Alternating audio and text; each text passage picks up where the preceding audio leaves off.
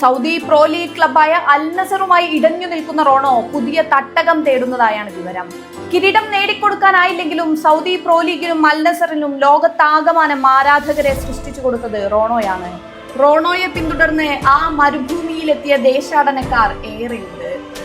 ലീഗിനെ വേറെ ഒരു ലെവലിലേക്ക് എത്തിച്ച റോണോ ക്ലബിനെ നിയന്ത്രിക്കുന്ന സൗദി പബ്ലിക് ഇൻവെസ്റ്റ്മെന്റ് ഫണ്ട് അഥവാ PIF ഉടമകളോടും തെറ്റിയാണ് ഇപ്പോൾ വേർപിരിയലിന്റെ വക്കിലെത്തി നിൽക്കുന്നത്. കിരീടം നേടാൻ അൽ ഹിലാലിനെ PIF അകമഴിഞ്ഞ് സഹായിക്കുന്നുവെന്നാണ് ആരോപണം.